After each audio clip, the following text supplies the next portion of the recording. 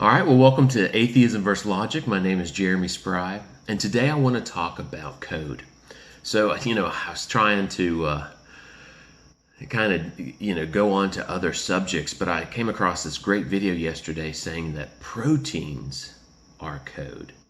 And so, man, I was like, I got to talk about this again. That, we know, and I kind of backed down, had this interview Tuesday night, and I had to do it in a parking lot. I didn't have my computer, so I couldn't look things up and make sure we were all on the same page that DNA is code.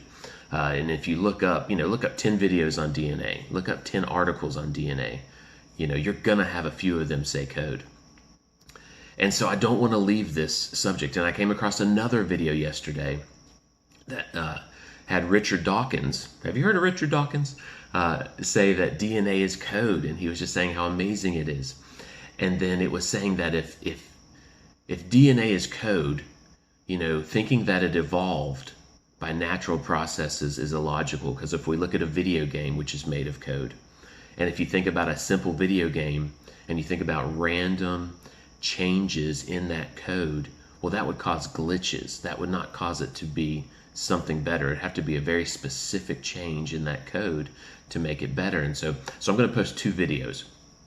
One of Richard Dawkins saying that DNA is code, and then that goes into this great analogy of video games and how code has to be changed specifically, right? Talk to someone who is involved in computer code and talk to them about it. That, hey, do you think just random changes over time could make this better? And they would probably say, no, that's not going to happen. Yes, it is possible that a change could make it better, but if you have natural selection and a bad change makes it go away, then you'll never get to a good change. So the probability is just off on that. So I'm going to post that video, and then I'm going to post another video about protein being a code. This is a scientist talking about how amazing proteins are, how they function, that they're little machines. And I didn't think about that. I didn't know. So I learned about proteins more yesterday.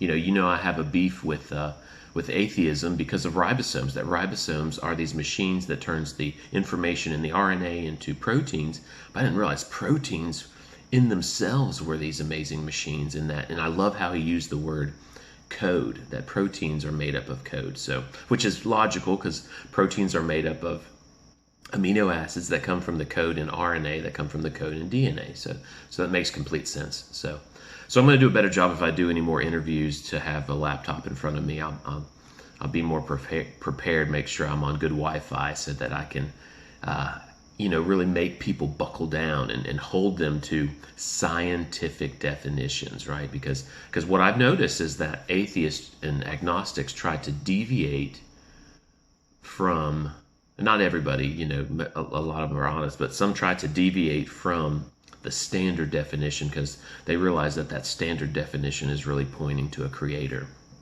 right? You got code, you've got a programmer, you've got a recipe, you've got a chef, you got blueprints, you've got an architect. And so I believe DNA fits in those three definitions. So do your homework, right? Again, the whole point of this YouTube channel is I'm asking atheists to be very skeptical and rational regarding abiogenesis. And let me say this too, that, we know at one point there was no life, and we know that at one point there is life. And we know we have prokaryotic cells in our world. That's the simplest form of life. So study those, study how amazing those are. You've got the DNA, the RNA, the ribosomes, the cytoplasm, the cell membrane, and you've got cell splitting, which, oh man, how's that going to happen? There is so much communication involved in cell division. So make sure you study those things. Don't just be like, oh yeah, life is simple. It came about by chance over time, natural processes.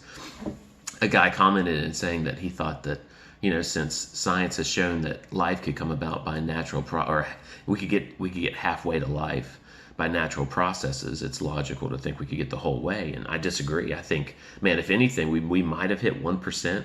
Maybe scientists have shown that we can get 1% toward life with natural processes. And so I think a problem with atheists is a lot of them is that they don't realize how amazing life is. So watch these videos, Do your own homework, study the prokaryotic cell, the most simple form of life we have here, and really ask the tough questions. Man, could this have evolved? Because we're talking about communication, code, and amazing mechanisms inside of that. And a lot of it is, and I know you guys hate this term, irreducible complexity, but man, I'll do more videos on the different parts of the prokaryotic cell, and ask yourself, it's kind of an all or nothing thing. This it would be hard for this to evolve. So watch these videos, do your own research, and I hope you have a great day.